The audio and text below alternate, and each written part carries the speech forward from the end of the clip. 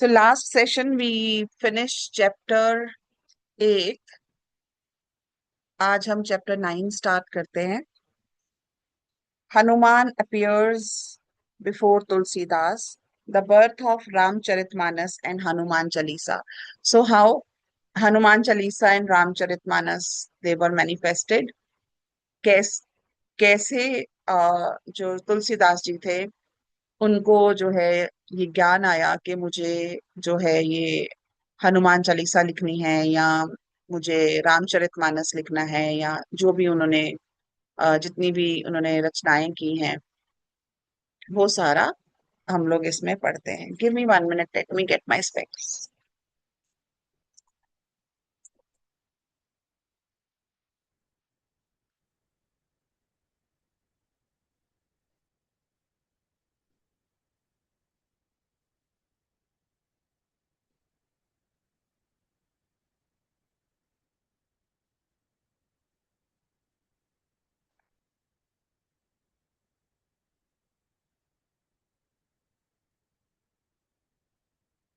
Tulsidas, the man who became the voice of Ram. Of all the saints who have loved Ram in the 500 years of devotional poetry tradition in India, none has left a deeper mark on the hearts of ordinary people than Goswami Tulsidas. He was born around 1511 in Uttar Pradesh in what most traditions identify as Rajput in Banda district. His birth was itself unusual. He was born with 32 teeth already fully formed, and he was a huge baby, considered an auspicious sign of great soul, but also frightening to his parents, who abandoned him shortly after the birth, fearing the astrological portent attached to the day. So, वो जिस दिन पैदा हुए, that day was not very auspicious. And moreover, he was a huge baby. I think he was born after 10 or 12 months. देखते आगे. Uh, he grew up as an orphan, raised by a sadhu, living on whatever alms uh, came his way. He learned the scriptures with extraordinary speed. He developed a devotion to Ram that went deeper than anything he had been taught. It seemed to arise from within him, as if he had been doing this for many lifetimes already. As a young man, he married a woman called Ratnavali, and by his own later admission, he loved her with an obsessive attachment that he was not yet spiritually mature enough to see clearly. When she once visited her parents' home without telling him, he followed her through the night in the rain, crossed the flooded river by clinging to what he thought was a floating log. It was, according to the story, a corpse. एक लाश थी जिसको वो एक लकड़ी का जो log होता है वो समझ के. तो I just tell you the whole story. So when he was born I think in the 12th month और 10th मंथ, मतलब काफी डिलीवरी लेट हुई थी उनकी. And he was a huge baby. And जैसे लिखा भी है, he was born with 32 teeth already fully grown in his mouth. So जब उन्होंने देखा और जैसे ही वो पैदा हुए, बच्चे रोते हैं, बच्चे वो करते हैं, तो उन्होंने क्या बोला, उन्होंने बोला राम. तो इसलिए उनका नाम रख दिया गया राम बोला. तो उनका नाम ही बचपन का क्या था, राम बोला. बाद में जो उनके गुरु थे उन्होंने उसको नाम दिया था, उनको नाम दिया था तुलसीदास. सो बच्चे को इनऑस्पिशियस समझ के, बच्चे को मनहूस समझ के उनके पेरेंट्स ने उसको उनको अबेंडन कर दिया था, उनको छोड़ दिया था. और उसके बाद एक साधु थे, वो उनको ले गए थे और उसके साथ वो सारी रामायण वगैरह सब स्क्रिप्चर्स वगैरह उन्होंने पढ़े. बट उनका जो मेन इंटरेस्ट था दैट वाज इन राम. तो वो तुलसी रामायण, सॉरी, ये वाल्मीकि रामायण का अध्ययन करते थे, और भी डिफरेंट डिफरेंट रामायण के जो वर्जन्स हैं उनका अध्ययन करते थे. उसके बाद he married this girl called Ratnavali and he was like obsessed with her. इतना कि वो उसके बिना एक मिनट भी नहीं रह सकते थे. तो जो उनकी वाइफ थी वो बहुत सफोकेटेड फील करती थी, क्योंकि हर वक्त वो उनके ना कोई काम करते थे, ना कहीं आते थे, ना कहीं जाते थे. बस हर वक्त अगर काम पे जाते भी थे तो आते ही सिर्फ रत्नावली रत्नावली, कहाँ है कहाँ है कहाँ है. तो एक बार जो रत्नावली थी वो बहुत परेशान हो गई और उन्होंने सोचा कि मैं आज तो बिना बताए इनको चली जाऊंगी मायके। और वो एक नोट छोड़ती हैं और वो मायके चली जाती हैं। अब जब वहां जहां उनका घर है तो they have to cross the Ganga ji, तो गंगा जी क्रॉस करनी पड़ती है। तो जब वो शाम को घर आते हैं तो बहुत तूफान आ रहा होता है, तो वो घर आके देखते हैं तो वो रत्नावली नहीं थी। तो वहां पे एक नोट पड़ा होता है जहाँ पे वो बताते हैं कि रत्नावली कहती है मैं तो मायके जा रही हूँ।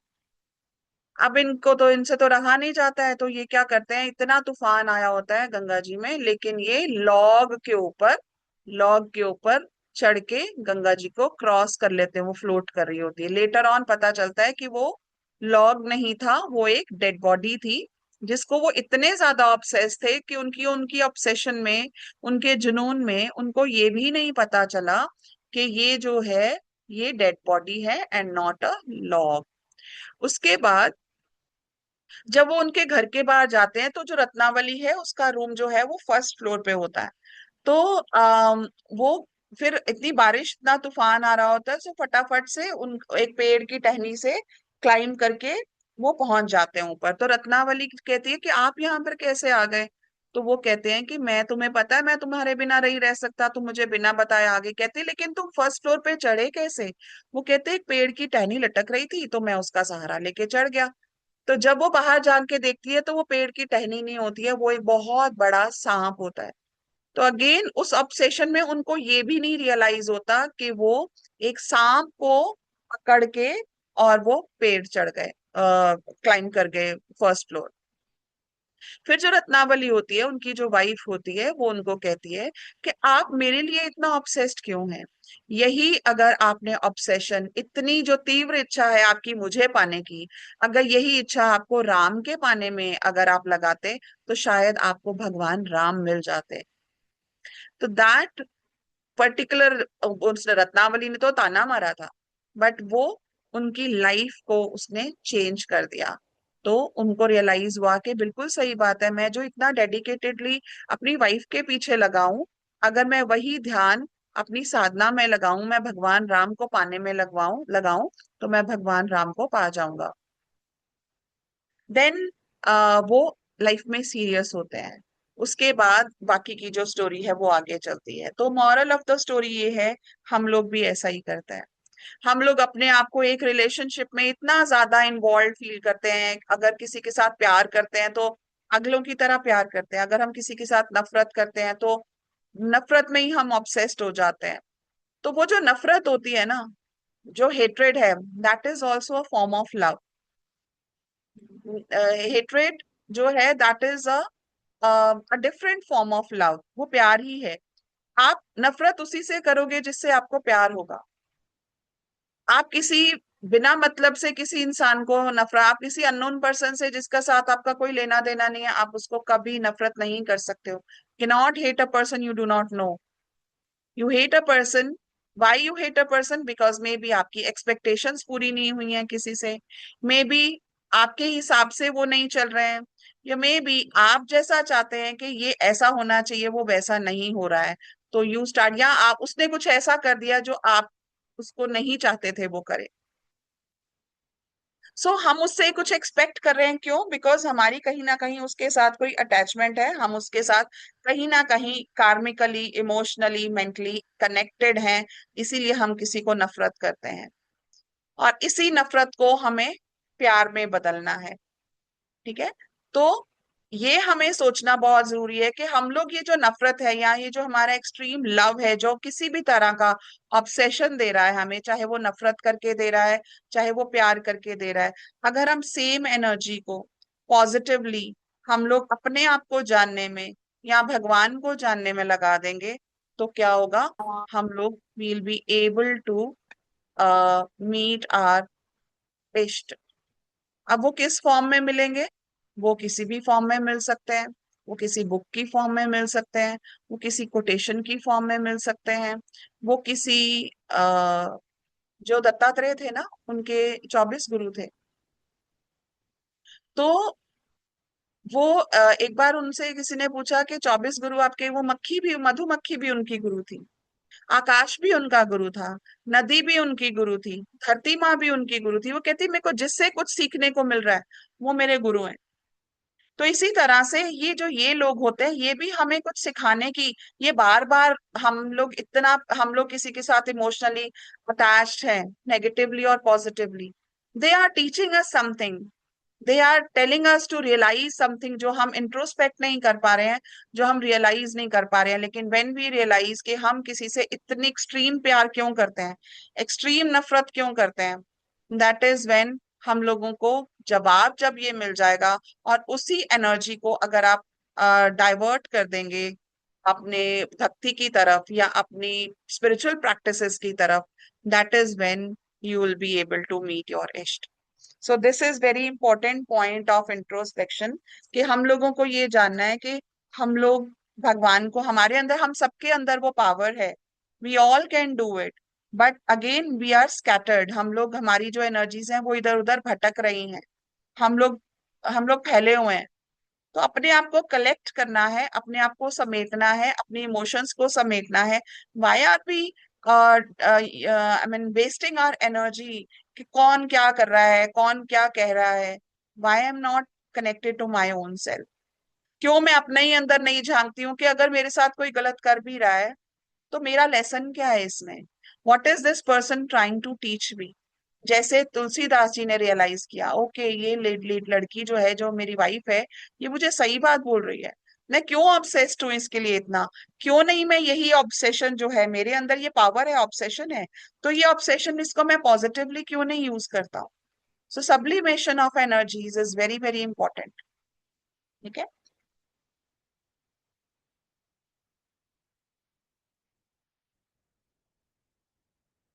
Then when she once visited her parents' home without telling him, he followed her through the night in the rain, crossing the flooded river by clinging to what he thought was a floating log. It was, according to the story, a corpse, and climbing the outside of the house by what he thought was a rope. It was, according to the story, a snake. When Ratnavali saw him, drenched, desperate, having done the impossible out of simple attachment, she spoke the words that changed the course of Indian literature. If you had half of this devotion for Ram that you have for this body of mine, you could have crossed the ocean of existence long ago. Tulsidas left that night. He never looked back. He became a wandering sadhu, and the love that he had been attached to a human being now attached itself completely and irrevocably to Ram. तो उन्होंने अपनी ये जो सारी energy है ये राम की तरफ डाइवर्ट कर दी. The ghost in the tree, the one who knew the secret. Years later, Tulsidas had made his home in Kashi, the sacred city of Shiva. He conducted daily recitations of Ram's story near the Ganga, and people came from all parts of the city to hear him. He also had a habit that seemed small but carried great spiritual significance. Every morning after his ablutions, he would pour the remaining water from his pot onto the roots of a particular tea tree on his way back into the city. तो वो क्या करते थे, वो जाते थे गंगा घाट पे जाते थे, और गंगा घाट पे जाके वो राम कथा करते थे, और जब वो वापस आते थे उनके लोटे में जो बाकी का जल बचता था वो एक पर्टिकुलर पीपल का पेड़ था जिसके ऊपर जाके वो जल डाल देते थे. The tree was a home of a प्रेत, अ रेस्टलेस स्पिरिट. तो वहां पर एक ब्रह्म राक्षस रहता था, एक प्रेत रहता था, एक सोल, एक आत्मा रहती थी, trapped between the worlds in a state of perpetual thirst. For a pret, even a daily offering of water from the sincere devotee is a great relief. Day after day, Tulsi Das poured that water without knowing who received it, and day after day the spirit was grateful. One morning, the Pret appeared before Tulsidas, not terrifying, but humble and grateful, and said, "You have given me water every day without asking for anything in return. Ask me for a boon. I will tell you what I can." सो वो प्रेत कहता है, प्रेत को जो वो जल मिलता है उससे उसकी तृप्ति होती है. तो वो एक दिन उनके सामने प्रकट होता है, तुलसीदास जी के सामने, और बोलता है, आप मांगिए, आपको क्या वरदान चाहिए। Tulsidas had only one Dzire, अब तुलसीदास जी को तो सिर्फ राम चाहिए थे। The desire that had driven his entire life since Ratnavali's words sent him out into the world. I want to see Ram face to face as he truly is. वो कहते हैं मुझे तो राम के साक्षात दर्शन करने हैं। The prate said gently, "This is beyond what I can give you, but I can tell you who can give it to you." वो कहते हैं भाई मेरी तो ये मेरी टेरिटरी नहीं है, इतना बड़ा मैं काम नहीं कर सकता हूँ, पर हाँ मैं आपको किसी ऐसे इंसान का पता बता सकता हूँ जो आपके लिए ये आपका काम कर सकते हैं। There is one being who attends your daily recitation every single day, disguised as an old leper, sitting quietly in the at the front of every gathering, arriving first and leaving last. He listens to you and with more complete attention than any Hanuman being you have ever seen. That being is Hanuman. Go to him. He can take you to Ram. अब तुलसीदास जी की कथा सुनने रोज हनुमान भेष बदलकर एक बहुत बूढ़े साधु के रूप में आया करते थे। सबसे पहले आते थे, सबसे बाद में जाते थे। वो उन्होंने बोला कि वो हनुमान है, प्रेत ने उनको बताया, और Hanuman can take us to Ram. It's only Hanuman that can take us to Ram. हमने जाना है तो राम, हनुमान कहाँ है? हमारे श्वासों में है। सो सिर्फ सांसों के द्वारा ही हम राम तक पहुंच सकते हैं। तो अभी ये राम जो हनुमान है, ये साक्षात रूप में, फिजिकलाइज्ड फॉर्म में तुलसीदास जी की कथाओं में आके भजन सुनते थे। तो इसीलिए कहते हैं कि जब भी हम राम कथा करते हैं, जब भी हम रामायण पढ़ते हैं, तो हम लोगों को एक हनुमान जी का स्थान देना चाहिए, क्योंकि हनुमान जी हर कथा में, हर जगह जहां भी राम नाम का जाप होता है, जहां भी राम की बात होती है, वहां पर विराजमान होते हैं।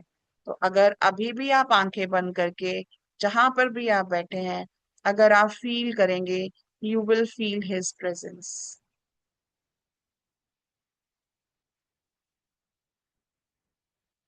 Meeting, the meeting face to face.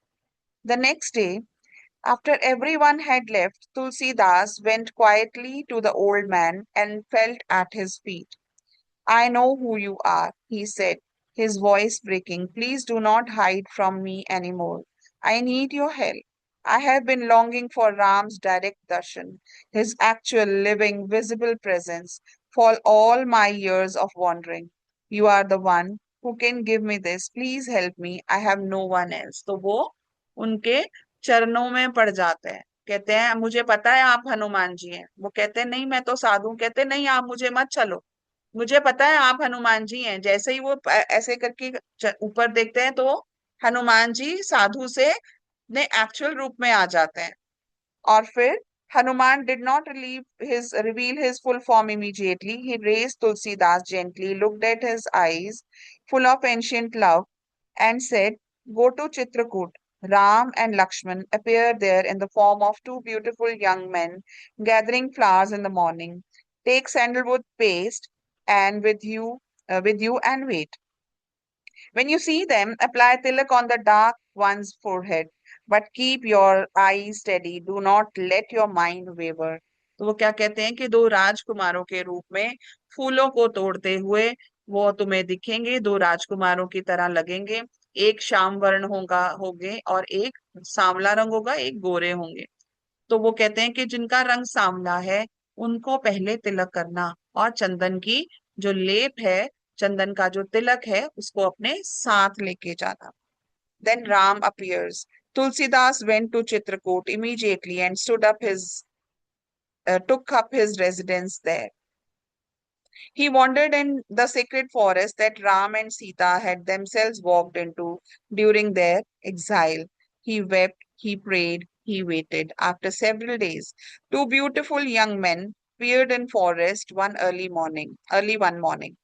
One dark as a monsoon cloud, one fair as the moon, both carrying bows, both dressed in the clothing of forest wanderers. both radiating a quality of presence that Tulsi Das had never encountered in any human being. So they had a different radiance in their aura. For a moment, his mind wavered. Were these Ram and Lakshman, or simply beautiful young men? And in that moment of hesitation, a parrot perched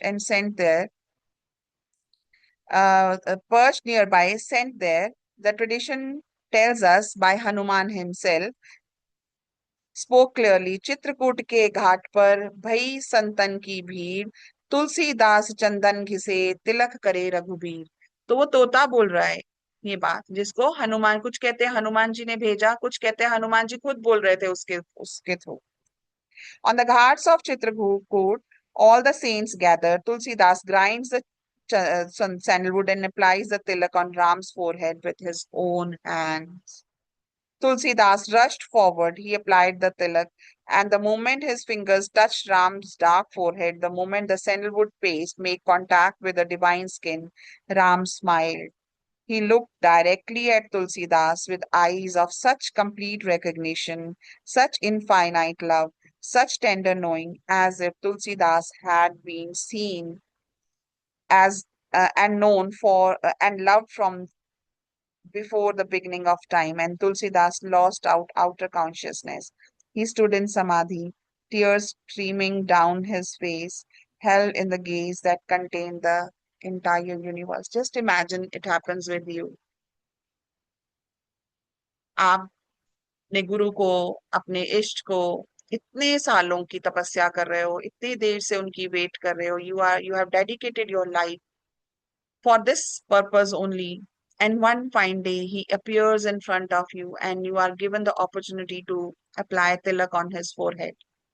जैसे ही तुलसीदास ने ये किया, उनकी समाधि लग गई, उनको साक्षात्कार हो गया, उनको दर्शन हो गए, उनको self realization, soul realization, God realization all happened together. Hanuman revealed and the commission. After returning to Kashi, Tulsidas received the full darshan of Hanuman, not in the form of an old man, but his complete, blazing, golden divine form. In the hours before the dawn, he fell completely prostrate. Hanuman lifted him tenderly. Ask what you want, Hanuman said. Tulsidas asked only one thing, give me the unceasing remembrance of Ram. Give me the desire and the ability to tell Ram's story in the language of the ordinary people, not in Sanskrit, which only scholars can understand, but in the language of farmers and the weavers and the mothers and the merchants, so that everyone can have Ram in their hearts, not just those who were born into the right circumstances for learning. इसके पहले की एक story है। सो जब राम का साक्षात्कार हुआ तुलसीदास जी को, जब उनसे मिलन हुआ, तो उसके बाद राम ने ही उनको बोला कि यू हैव अ पर्पस, सो तुम लिखो, रामायण लिखो। ही स्टार्टेड, तब संस्कृत में ही रामायण चलती थी, so he started writing Ramayana in Sanskrit.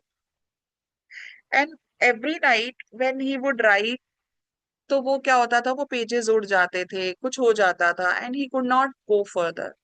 Then after that one fine day वो uh, ऐसे ही बोला, हनुमान जी ने बोला तुम अयोध्या जाओ। वो अयोध्या जाते हैं, तो अयोध्या में उनको इनके एक बहुत पुराने स्कूल के फ्रेंड मिलते हैं। तो जब बचपन में, जब गुरुकुल में थे, या अपने जो वो साधु जो उनके जिन्होंने उनको पाला उनके साथ रहते थे, तो वो जब इनको गुरुकुल लेके जाते थे, वहां पर ही उनका फ्रेंड था। तो बचपन में से ही जो तुलसीदास जी थे, उनको हर फॉर्म, हर पोइट्री की फॉर्म में हर चीज बोलने का बहुत उनके अंदर, ही हैड दिस टैलेंट। तो जो फ्रेंड उनके आए, तो उनके फ्रेंड ने एक चौपाई बोली, जैसे ही वॉज क्रॉसिंग, एंड पीछे से उन्होंने एक चौपाई बोली तुलसीदास जी को। एंड एकदम से उनको रियलाइज हुआ कि ये चौपाई तो मैंने बचपन में लिखी थी। एंड देन जैसे ही उन्होंने टर्न किया, तो उनका वो फ्रेंड खड़ा था, तो उन्होंने बोला कि इतने साल बाद भी तुम्हें ये चौपाई याद है? वो बोला हाँ, मुझे चौपाई भी याद है, और इसके पीछे जो तुमने एक एसेंस दिया था, मुझे वो भी याद है। देन ही रियलाइज्ड कि जब चौपाई की फॉर्म में, क्योंकि ये जो चौपाई थी ये अवधी भाषा में थी, और वहां पे जो उस टाइम की जो भाषा थी अवधी भाषा, वो सबसे ज्यादा प्रचलित थी, सबसे ज्यादा कॉमन थी, and people use to understand it very easily. Then he realised कि अच्छा, अगर चौपाई की फॉर्म में कोई ज्ञान दिया जाता है, इतने साल से इसको याद है, इसका मतलब अगर मैं रामायण को भी चौपाई की फॉर्म में लिखूंगा तो लोगों को वो समझ भी आएगा और लोग उसको चौपाइयों को याद भी रख सकते हैं। There are very few people जिनको सुना है कि वाल्मीकि रामायण उनको कंठस्थ है, बाय हार्ट है। But I have met many people who say कि रामचरितमानस हमें हमें कंठस्थ है। तो why? बिकॉज रामचरितमानस एक इजी लैंग्वेज में, एक ऐसी लैंग्वेज में लिखी गई है जो कि हमारा सबकॉन्शियस बहुत इजीली अंडरस्टैंड करता है, हमारा कॉन्शियस भी बहुत इजीली अंडरस्टैंड करता है। इसलिए then he started to write the Ramayan in the Awadhi Bhasha, in the form of chapais, in the form of dohas, in the form of chand, and in the form of sortha। तो ये चार तरीके से जो ये है ये लिखा गया है। तो जो चपाई होती है, ये वैसे मेरी फिफ्थ बुक का पार्ट है, बट मैं आपको बता देती हूँ। जो चपाई है, चपाई हैज 16 मात्रास, उसमें 16 मात्रा होती हैं। जो छंद होता है उसमें 28 मात्राएं होती हैं। जो दोहा होता है उसमें 24 मात्राएं होती हैं। जो सोरठा है उसमें भी 24 मात्राएं हैं, बट सोरठा और दोहा में थोड़ा सा फर्क रहता है मात्राओं का।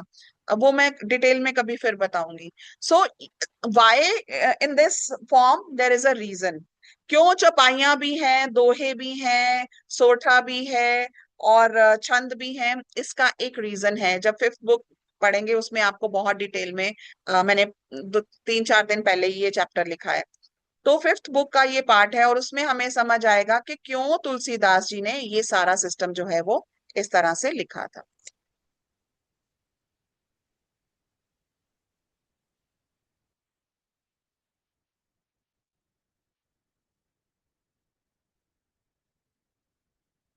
Hanuman smiled and said, "Go to Ayodhya." He said, "Begin writing on Ram Navami, Ram's own birthday. It will give you, I will be with you. Whatever you need to know of events you did not witness, whatever the exact words that should carry the divine truth, I will provide them, and the work will be protected." तो हनुमान जी ने कहा, जब तुम ये लिखोगे मैं तुम्हारे साथ रहूंगा, मैं तुम्हें हर चीज का ज्ञान दूंगा, जो चीज तुम्हें नहीं समझ आएगी, जो नहीं आएगा, मैं सारी बात तुम्हें बताऊंगा। What is in English? No, I got it. I just wanted to know if the book is in English. So yeah. Okay.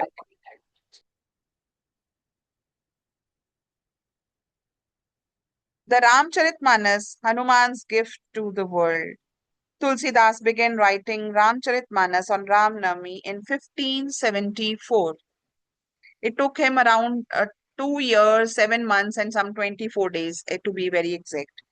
The tradition holds that Hanuman guided much of the writing through dreams, state of deep prayer, and moment of direct inner inspiration. Tulsidas was the pen, Hanuman was the hand. So it was Hanuman behind Tulsidas who was actually writing the Ramcharitmanas. This makes complete sense when you understand who Hanuman is. He was present for the entire story of Ramayana. He crossed the ocean, found Sita, burned Lanka, fought on every battlefield, sat at Ram's feet in Ayodhya during the reign of Ram Raja. He has been repeating Ram's story within his own heart continuously for thousands of years. When Tulsidas asked for help telling the story, Hanuman simply shared what he had never stopped living. Ramcharitramanas was completed in 1576 when it was placed overnight in the Shiva temple at Kashi alongside the all the Sanskrit scriptures, Vedas, Upanishads, and Purans. The tradition tells us that Shiva himself, in the pre-dawn darkness, was heard to say Satyam Shivam Sundaram, truth, auspiciousness, and beauty. The manuscript was found in the morning on the top of all the Sanskrit texts. Shiva had endorsed it. Parvati had wept upon reading it. तो कहते हैं कि जब उन्होंने इसको complete करके वहां लिखा था तो शिव जी खुद आए थे वहां पर और उसके ऊपर अपने हाथों से लिख के गए थे सत्यम Shivam Sundaram. That is when he approved it, he endorsed it, कि whatever you have written is good to go. For the moment, the Ramcharitmanas was uh, uh, uh, spread through northern India with astonishing speed. It gave the ordinary person, the farmer, the weaver, the mother grinding grain before dawn, direct access to the complete story of Ram in language they could understand and love. It became and remains the most read, most recited, and most loved scripture in the Hindu speaking world. So this is how Ramcharitmanas became very, very famous. Hanuman Chalisa, born in a prison cell. Hanuman Chalisa was composed later in Tulsidas' life under conditions of suffering, and this adversity was itself a kind of divine design. The greatest expression of devotion are rarely born in comfort. The Mughal Emperor Akbar had heard of Tulsidas' extraordinary reputation and summoned him to his court, requesting a miracle. Tulsidas replied simply, I am a servant of Ram. I know only how to remember his name. Akbar, displeased, had him imprisoned. तो क्या हुआ? अकबर जो कि उस time पे बहुत ज्यादा he had lot of power and जो भी कोई उसको दिखता था ऐसा इंसान जिसको लगता था ही हैज सुपरनैचुरल पावर्स या उनके पास कुछ वो एक्स्ट्रा ऐसा कर रहे हैं वो उनको अपने नवरत्न में ऐड कर लेता था. तो उन्होंने जब तुलसीदास के बारे में सुना कि उनकी जो ख्याति है वो बहुत ज्यादा बढ़ रही है, वो बहुत ज्यादा फेमस हो रहे हैं, उनकी जो ये उनका जो काव्य है वो बहुत ज्यादा प्रचलित हो रहा है, बहुत ज्यादा फेमस हो रहा है, तो उन्होंने उसको बुलाया. और क्या हो रहा था कि Tulsidas ji since he was writing Ramcharitmanas, so he had developed lot of siddhis and powers.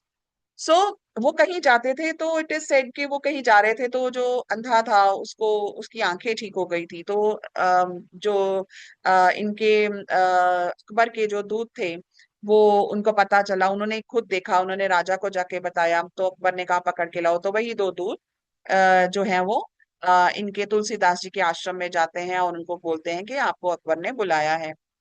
तो वो जब जाते हैं वहां तो उन्होंने कहा कि अगर आप नहीं जाओगे, क्या क्यों बुलाया है? कहते क्योंकि आपको चमत्कार दिखाना है. वो कहते मैं तो कोई चमत्कार नहीं करता.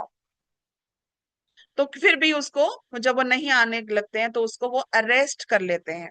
ठीक है, तो वो अरेस्ट करने के लिए जाते हैं पर तुलसीदास जी कहते हैं आप मुझे अरेस्ट मत करो, मैं खुद से आता हूं. तो वो खुद से उनके साथ वो चले जाते हैं. Inside the prison cell, stripped of every comfort and every freedom, Tulsidas did the only thing he knew how to do. He called on Ram and he called on Hanuman. It was in his cell, in complete darkness, that 40 verses of the Hanuman Chalisa poured out of him. The tradition records that within the days of the Chalisa's composition, enormous number of monkeys appeared across the city, hundreds and then thousands leaping from rooftop to rooftop, disrupting everything, refused to leave. The city descended into chaos. Akbar, recognizing the divine response when he saw one, released Tulsidas immediately. तो तुलसीदास को अकबर के महल में भी लेके जाया जाता है पर वो किसी भी तरह से नहीं मानते. वो कहते हैं मैं कोई चमत्कार नहीं दिखाऊंगा, मैं तो सिर्फ राम का नाम ले सकता हूँ, मैं तो सिर्फ राम की भक्ति कर सकता हूँ. उसको प्रिजन में डाला गया, उनको वहां पर उन्होंने बैठ के 40 चौपाइयां लिखी, एवरी डे वन चौपाई. एंड ड्यूरिंग दिस टाइम जब वो चौपाइयां लिख रहे थे तो बहुत सारे जो मंकीज थे, बंदर थे, वो वहां पर आ गए और वहां पर आके उन्होंने बहुत ज्यादा शरारतें शुरू कर दी, लोगों के कपड़े उठा के ले जाना, लोगों को परेशान करना, और सारे शहर में एक there was a chaotic atmosphere. तो जब अकबर को रियलाइज हुआ और अकबर ने और क्या किया, इन monkeys they attacked basically that prison, and then Akbar had to release Tulsidas from the jail, क्योंकि बहुत ज्यादा जो बंदर थे वो chaotic atmosphere create कर रहे थे. This is the Hanuman Chalisa's original story, and it is important. Chalisa was not composed in scholarly peace or meditative tranquility. It was drenched from the depths of a suffering man's complete and unconditional dependence on God. This is why, when you recite it in genuine crisis, it carries such power. It was born in exactly that state. It carries the vibration of a man who had nothing left except faith, and for whom that faith was everything. So, जब हम भी क्योंकि Hanuman Chalisa has that power, has that energy, तो हम भी जब कहीं पर भी फंसे होते हैं, जब हम हनुमान चालीसा को का पढ़ते हैं, जब when we recite Hanuman Chalisa, the same power comes within. And Hanuman Chalisa is not an ordinary this poem or ordinary stotra or ordinary scripture. It has the essence. So it is divided into three parts. So जो first part है, that has all the praises of the God. ठीक है. Second में then strength, बल वाला वो आता है, and third is everything goes well. So इसमें इसको तीन पार्ट्स में डिवाइड किया गया है, और ये तीन और एक एक जो चपाई है उसकी जो सीक्वेंस है, that has a meaning. And when you recite Hanuman Chalisa continuously one after another, 1 2 3 4 5 6, जितना आप चांट करते जाते हैं, हमारे अंदर हमारे चक्रास में there is a different thing that happens. Hanuman Chalisa is में बहुत ज्यादा पावर आती है पढ़ने से, और हमारे चक्रास में जहां जहां पर भी ब्लॉकेजेस हैं वो क्लियर होने लग जाती हैं, because again kundalini energy starts to move in a proper way. आपको इसका डीपर सिग्निफिकेंस पता चलेगा in the third book. That is the name of the book is the 40 flames of devotion. अभी 6 महीने तक पब्लिश होगी.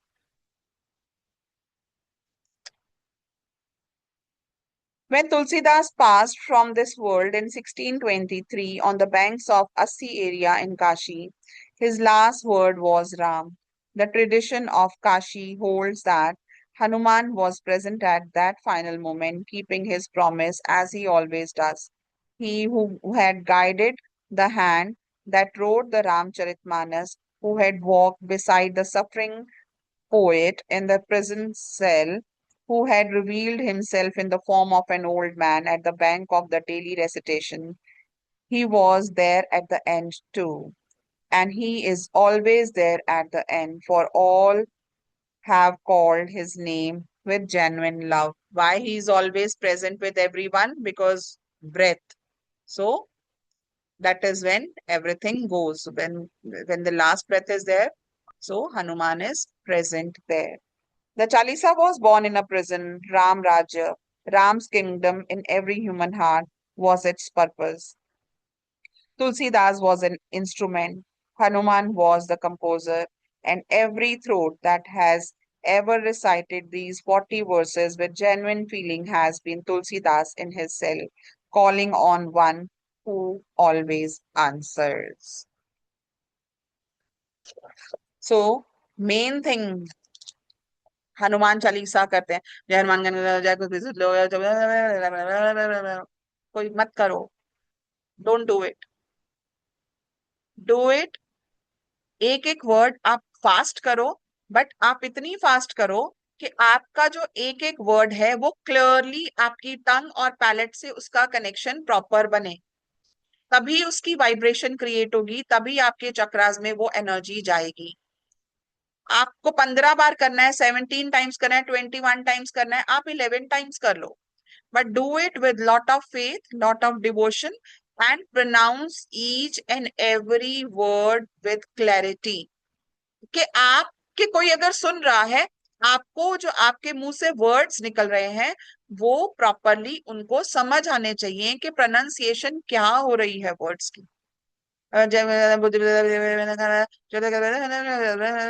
नहीं समझ आएगा किसी को, तो वो वाइब्रेशन आपके अंदर ही नहीं क्रिएट होगी। जब भी हम कुछ भी चांट करते हैं, हमारा टंग और पैलेट, हमारा थ्रोट, ये जो सारी इसका जो एक सर्किट बनता है, उसी के साथ वाइब्रेशन क्रिएट होती है, उसी के साथ वो एनर्जी जो है वो क्रिएट होती है। इसीलिए उच्चारण को जो है वो बहुत ज्यादा उसको इम्पोर्टेंस दी गई है हमारे इंडियन सिस्टम में। जब तक हम सही से प्रोनाउंसिएशन नहीं करेंगे, हम उसका उच्चारण सही से नहीं करेंगे, तब तक हमारे चक्रास में वो वाइब्रेशन क्रिएट नहीं होगी। हम उस वाइब्रेशन, हायर वाइब्रेशन के साथ, हम अपने वाइब्रेशन के साथ ट्यून इन नहीं कर पाएंगे। तो इसलिए जब भी हनुमान चालीसा करो, जब भी कोई भी पाठ करो, तो इस तरह से करो कि आपको एक एक वर्ड क्लैरिटी के साथ समझ, आप खुद भी अगर सुन रहे हो, whatever you are chanting, you at least you should understand, आप एक एक जो आपका वर्ड ठीक से प्रोनाउंस हो रहा है। तो आज हम इतना ही करते हैं। कल को we will do chapter number 10, Hanuman and Lakshman, the alertness that never sleeps. So we will do this chapter, start this chapter tomorrow.